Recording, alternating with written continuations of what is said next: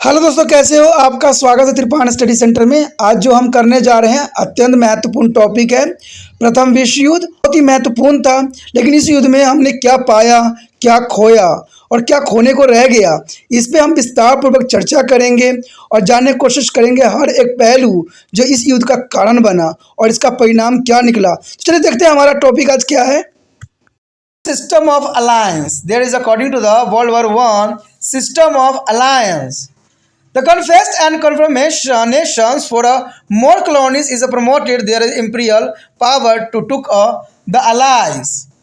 In 1882 is Germany, Austria, and Italy signed the Triple Alliance, pledging a mutual military assistance against the rebel powers.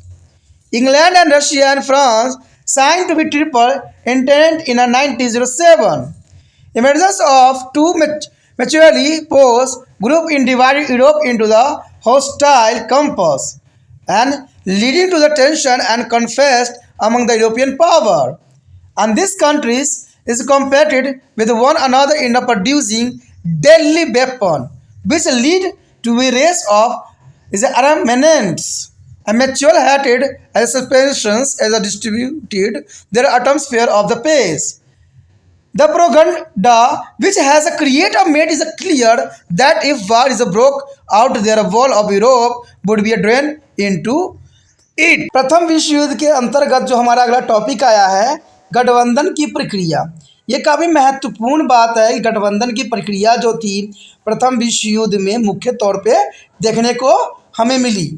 कहते हैं अधिक कॉलोनियों के लिए विरोध और टकराव ने जो है साम्राज्यवाद शक्तियों का सहयोगी दलों के लिए देखने के लिए प्रेरित किया और 1882 में जर्मनी, ऑस्ट्रिया, इटली ने ट्रिपल अलायंस पर अपनी विरोधी शक्ति के खिलाफ आपसी सैन्य सहायता की संधि पर हस्ताक्षर किया।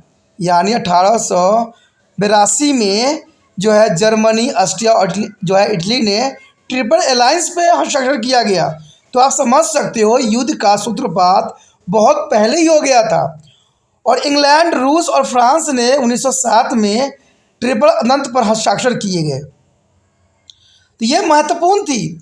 दो परस्पर शत्रुपूर्ण विरोधी समूहों के उद्भव और यूरोपीय शक्ति के बीच तनाव और संघर्ष ने यूरोप को दो गुटों में उस समय विभाजित कर दिया और इन देशों में एक दूसरे के घातक हथियार रखने के चाहने जो है हथियारों के उत्पादन की दौड़ का नेतृत्व भी किया गया। यानी इस समय घातक हथियार रखने की एक होड़ सी लग गई, क्योंकि उनको पता था कि आने वाला समय में अगर अपना वर्चस्व हासिल करना है तो है इसके लिए हथियार भी ज़रूरी है। और आपसी नफरत और संदेह ने शांति की वातावरण को समाप्त कर दिया, क्योंकि आपसी नफरत, अब देखिए अभी के समय प्रेजेंट टाइम में यूक्रेन के साथ जो युद्ध हो रहा है, एक्चुअली में युद्ध जो है निजी हो रहा है। इसमें सिर्फ जो है यूक्रेन की और जो कहते हैं दोनों देशों की आपसी युद्ध है। कोई इस युद्ध में कोई नागरिक का कोई इसमें महत्वपूर्ण स्थान नहीं है, या कोई नागरिक के लिए नहीं लड़ा जा रहा है। ये सिर्फ अपनी महत्वाकांक्षा के लिए ये निजी युद्ध है। तो उस समय भी ऐसा ही हुआ कि आपसी नफरत और संदेह ने शांति के वातावरण को समाप्त कर दिया, क्योंकि जब नफरत करोगे एक दूसरे से और तो आप नेता हो तो जर्नल सी बात है कि ये पूरे विश्व को, पूरे देश को ले डूबेगा। कहते हैं विश्व तो बाद की बात है, पहले तो आपका देश ही ले डूबेगा।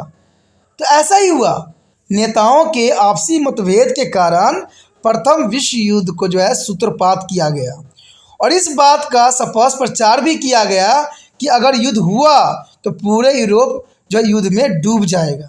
यानी ये आशंका पहले से ही जताई जा रही थी, क्योंकि पहले से उन्होंने जो है गठबंधन की प्रक्रिया शुरू कर लिया था और उनको पता था कि जो देश एक साथ रहेंगे उनकी विजय संभवतः होगी ही होगी। इसलिए आपको पता है कि युद्ध में जो है दो ध्रुव बनाया गया, एक जो था मित्र राष्ट्र, एक था ध्रुवी राष्ट्र। तो इन्हीं के कारणों से जो है युद्ध का जो है सूत्रपात हुआ।